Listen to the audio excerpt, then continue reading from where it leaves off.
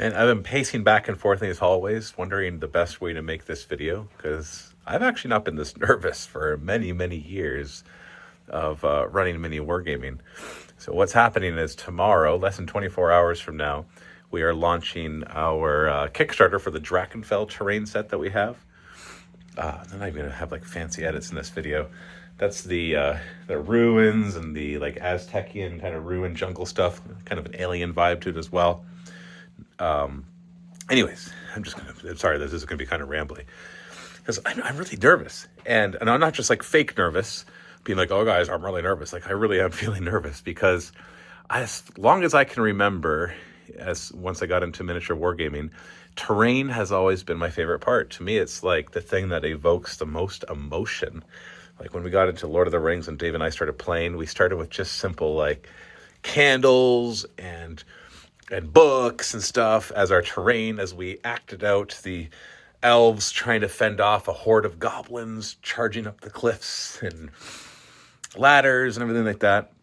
We immediately launched into grabbing styrofoam and hot wire cutters and trying to make Khazad-dûm and all these things because that's what we wanted. I wanted to paint miniatures, of course, and play with miniatures, but I wanted the backdrop, the thing that just makes it feel like you're there, that makes you want to play. And for me, as a narrative wargamer, that's what I love to do the most. If the terrain isn't good, then a lot of the narrative is just missing. And so I've always loved it, and I've always dreamed about having that be part of Mini Wargaming, where we actually had terrain that we created and that we could share with the world. And there are a lot of good terrain creators out there, but I wanted our own, something that we could call our own.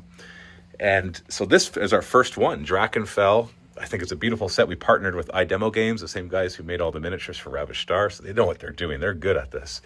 And they made a gorgeous set that is, we're partnered with them. I mean, it's MiniWarGaming's terrain, it's MiniWarGaming's terrain, and we're doing this together. And it's the first in what I hope to be a humongous library that Mini Wargaming develops over the next few years. And I want to just bring our own spin to it. Like there's already tons of stuff that's just like, here's your Gothic ruins, here's your regular jungles, here's your, I don't know, medieval stuff and all of that. And there's a lot of stuff out there that looks great. But I want to bring like a different feel to it, an epic feel, a beautiful feel, a modular feel, all these different things. But the thing is, like, if this Kickstarter doesn't go well, it slows down or even halts the progress of this dream that I've had for good, or maybe for a while, because like it just wouldn't show there's enough demand for us to put any amount of attention into this. And of course, we got lots of other stuff to put attention to as well. We're doing a lot of work on all these other projects as well, and we got the staff to do it, so I'm happy with that. But this is just like a personal, like, favorite project of mine, and I love the terrain. I want to do more. I already know what the next set is going to be. I'm not going to talk about that here. And I'm rambling. I'm really rambling.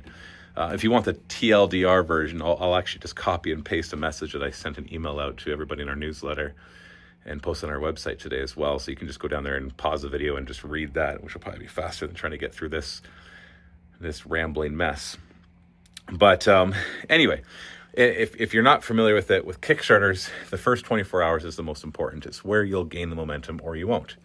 So if in the first 24 hours it doesn't do well, most likely the Kickstarter just doesn't do well overall. And if in the first 24 hours it does do well, then that means that overall it'll do well too. And so we've been doing all of our efforts, showing the terrain in as many battle reports as I can, sending out emails, posting updates on all our social media, all these things to try to market it, to get out there. I'm not worried that the terrain isn't good. I know it is. It's beautiful. It's easy to print.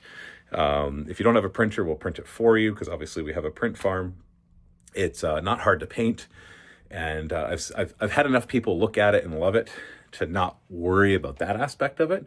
But like a product can be great, and if it doesn't connect, if it doesn't resonate, then it doesn't really matter how good it was. It's just really not going to get out there, and it can just fade into obscurity or become a cult classic, or just neither. Just do nothing, just be mediocre. And so I'm not worried that the terrain itself is mediocre. I'm worried that we just don't have the oomph to really get it out there in front of enough people for it to really take off.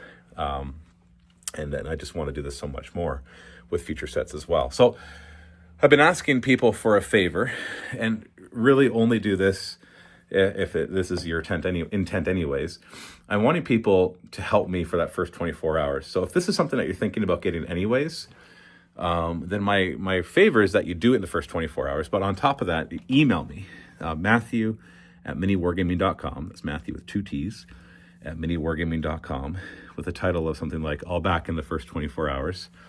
And then email me again once you do back, and I'll send you some STLs. I don't have the exact package yet of what it's going to be. It'll be like some objective markers, some other freebies in there as well. And like digital, obviously, as 3D printable files. And I'm happy to do that just to say thank you for helping make this a reality. So email me, Matthew at MiniWarGaming.com. Like, obviously, you can leave comments below too, but the thing that'll get directly to me will be that email. And I hope to get a flood of emails and have to really take that time to reply to everybody, and just kind of see how it goes. So if that's something that you're willing to do, yeah, please do that. Again, I'm just rambling. I am actually really nervous. It's not very often that, like when we launched Ravished Star, I was nervous about that. But because that's actually a bigger project than this. That's the funny thing, is like that the Ravished Star is a much more immense project than any of these train Kickstarters ever will be. Like, maybe these will add up to be a bigger project than Ravished Star over time, but it's a huge game. It's got tons of miniatures. We've been working on the rules for that and playtesting the heck out of it, and working on getting that through the factory, dealing with delays and trying to get it out as soon as possible. And yeah, that's been like an enormous project, and it's been great and terrible. I've loved it and I've hated it, everything like that. And yet there's something about this one, even though I know it's not going to go anywhere near the 1.6 million that we raised for Ravished Star. I know it's not going to do that. It would be insane if it did. And yet I feel more of an emotional connection to this, because it's just, like I said, to me, I don't know. What do you think? Do you think that, how much does terrain play into your enjoyment of the hobby? And I realize that not everybody can afford to have it or have the room for it. 3D printing obviously has made it way more accessible, because you get an FDM printer, which aren't cheap to get a decent one. Like you can pay anywhere from $500 to $700 for a good one from Bamboo Labs. That's my recommendation. But then, like, once you have it, boy, you can print a lot of terrain for pretty darn cheap. For just a few rolls of filament, which costs like $20, $25 each, you can print tables and tables of terrain. And then, of course, there's the time to paint it and everything. But still, just what's out there and what's available on all these different websites, it's just tremendous, and I love it. So it has made it more accessible, but not perfect yet, because obviously 3D printers are still cost prohibitive for some, space prohibitive. If you're getting into resin, obviously, there's a lot of the safety issues as well. Heck, even the FDM has some safety issues, but that's not what this video is about. But terrain in general, like obviously we're a big fan of it. All sorts of 3D printed stuff here, from printable scenery, from war scenery. We've got aquarium terrain. We've got stuff that was made with styrofoam that we made like 1 million years ago from Adam from Greenleaf Terrain. We got awesome big cannons and stuff from Forbidden Prints. We've got, boarding action terrain from Games Workshop. This is a fun set. I love this. What else we got?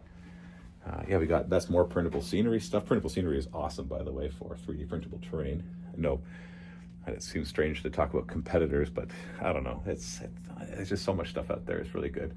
This is from miniature scenery. It's all these awesome tiles and buildings that then I had Adam from Greenleaf Terrain redo. And this is just the one side. There's even more stuff there. If I go past rows and rows and rows of miniatures, all stacked in their cardboard boxes. We got like Necron terrain in there. It's styrofoam again from Adam from Greenleaf. He's made a lot of our stuff. If it's not 3D printed, most likely he made it. Yeah, we got Games Workshop terrain up there. We got the battle systems. It's like cardboard terrain that actually looks really good, surprisingly, for being cardboard. Mixture of Games Workshop stuff and other 3D printed. And this stuff from Tabletop World.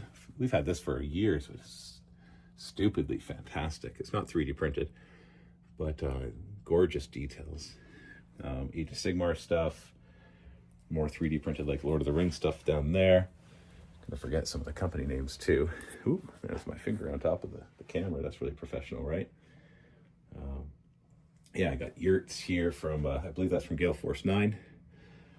And then more printable scenery stuff. Just so much stuff. I love terrain. I just wish we had another 10,000 square feet where I can just store terrain and just 3D print a crap ton of it and have everything possible for every narrative campaign that I would ever write and ever film. Oh, and then we got things like frickin' a map of the old world, whoop, printed with the Hexton Hills tiles. Oh, I don't get me started on that. I got plans for that in the future. So I don't know. Terrain is it's just so awesome, and it's such a weird thing for a grown man, 5 kids in his 40s, to be like, I'm so nervous about running a Kickstarter for terrain. So, but I really am, because if it goes well, I get to live the dream over the next few years of just coming out with more and more sets of this stuff. And it's been so much fun coming out with this set and using it in campaigns and coming up with stories for it and giving it background and just awesome. So anyways, so if you can do that, once again, the TLDR version, the too long didn't read or too long didn't watch version of this video is below. All of you have made it this far, obviously you have watched, is there. And I will stop my rambling at this point and just see how it goes. So wish me luck.